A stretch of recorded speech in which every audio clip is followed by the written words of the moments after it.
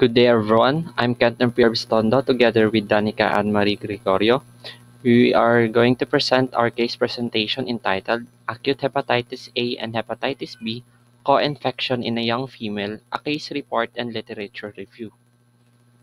To begin, for the background of this disease, which the hepatitis B is a significant public health issues here in the Philippines. An estimated of 7.3 million adult Filipinos, or 16.7% of the adult population, are chronically infected with the hepatitis B virus or HBV. This places the Philippines in a hyperendemic category for hepatitis B, meaning the infection rate is consistently high across the populations. To put this into perspective, the hepatitis B virus prevalence rate in the Philippines exceeds 16%, which is more than double the average prevalence observed in the Western Pacific region, which is 8%. In terms of simple pathophysiology of hepatitis A and hepatitis B, for hepatitis A, it spreads through the fecal-oral route, primarily via contaminated food or water. It emphasizing the importance of proper hygiene and sanitation. It causes acute liver inflammation, leading to symptoms such as jaundice, nausea, fatigue, and abdominal discomfort, but typically resolves without causing chronic damage for the patient. In contrast naman, for hepatitis B virus, it is transmitted through blood and body fluids, including the sexual contact, needle sharing, or from mother to child at birth, and is preventable through vaccinations. The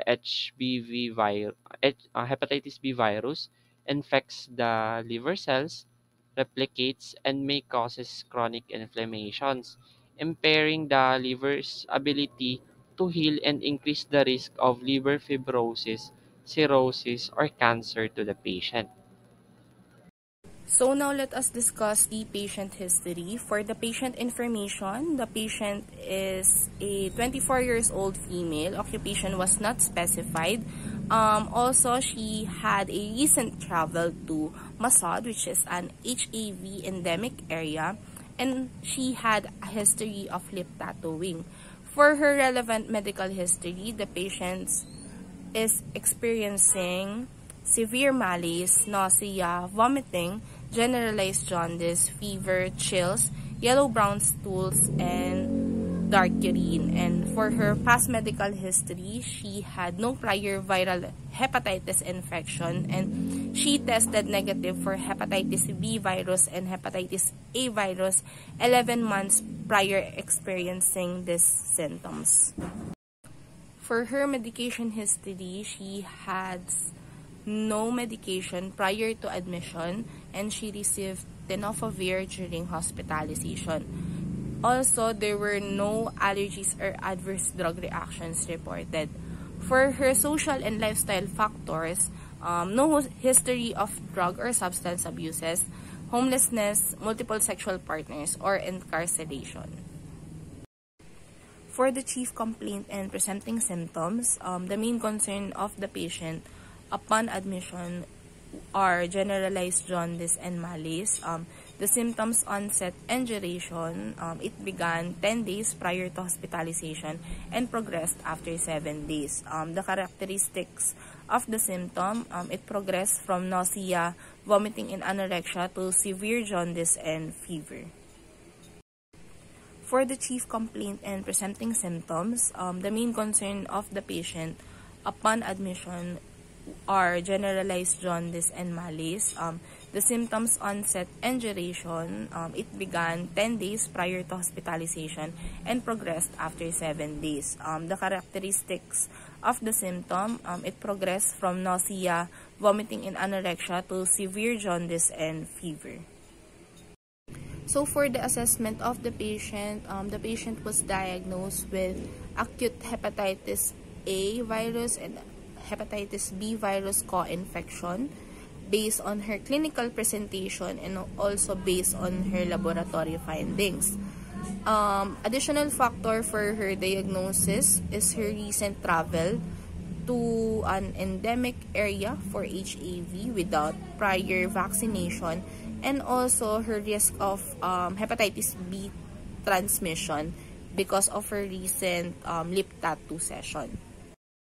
There were no drug therapy problems on the case because the patient was given an antiviral therapy appropriately due to the severity of symptoms and also the risk of acute liver failure, and also no other additional therapies were required at that time. For the pharmacotherapy part of this case presentation, the patient was treated with tenofovir 300 milligram taken orally once daily with no reported drug interaction as no additional medication were being used at the time. After 3 days of the treatment, significant improvements were improved in both laboratory results and clinical symptoms. The antiviral therapy was discontinued after 2 weeks following the complete resolution of symptoms and normalization of the laboratory values of the patient. In terms of patient-specific factors naman, based on our reference case, a young adult female presented with symptoms including severe malaise, nausea, vomiting, fever, chills, dark urine, and yellow-brown stools.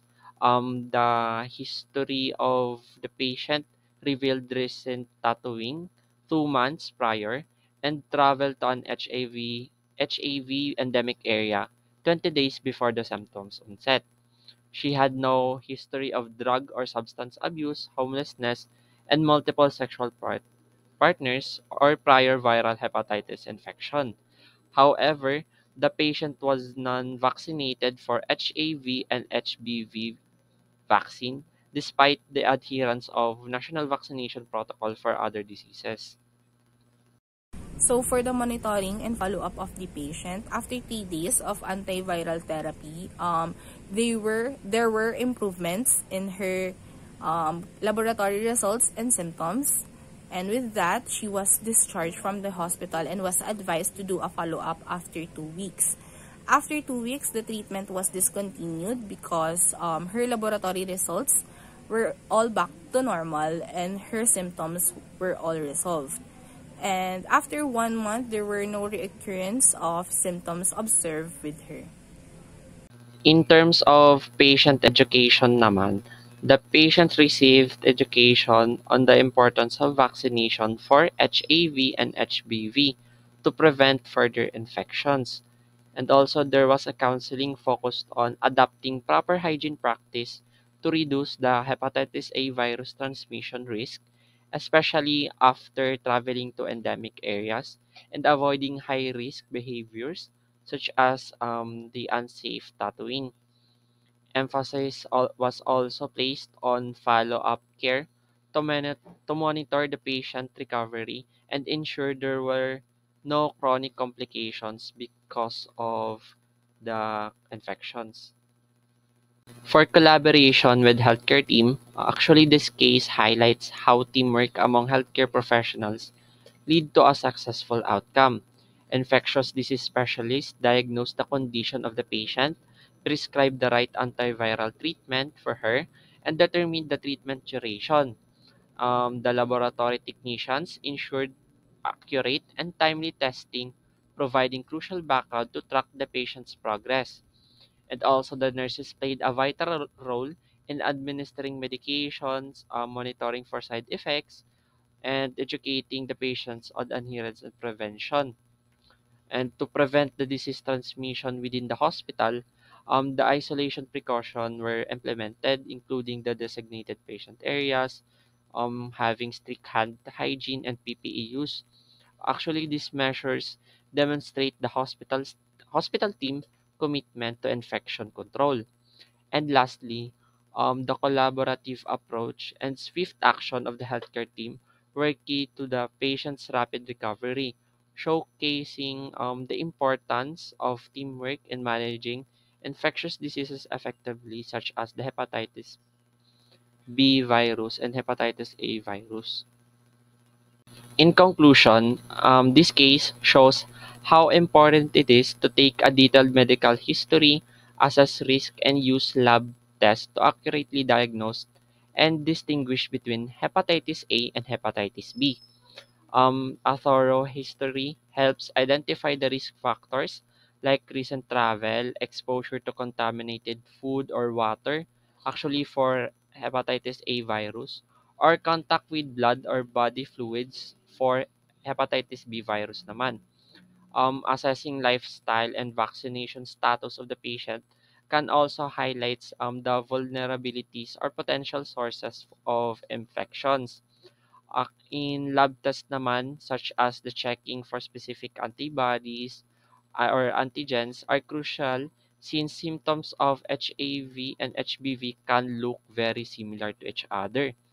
The starting antiviral therapy promptly was the key in this case, preventing serious complications like the liver failure, in which it emphasized that the early treatment not only improved recovery, but also it reduces the risk of chronic issues, such as especially for hepatitis B virus. And also, prevention remains critical, and vaccinations for HAV and HBV virus are highly effective, and public education about transmission risk and prevention measures can make a big difference to this case. The infection control practice, both in healthcare settings and into the community settings, also play an essential role in stopping the spread of hepatitis B infections or hepatitis A infections. In summary, this case highlights the need for a well-rounded approach that includes accurate diagnosis, timely treatment, and strong prevention strategies to manage the viral hepatitis effectively. For the recommendations, preventive measures through vaccination and also routine follow-ups for the patient to ensure her complete recovery and also to prevent her for having chronic hepatitis B virus development.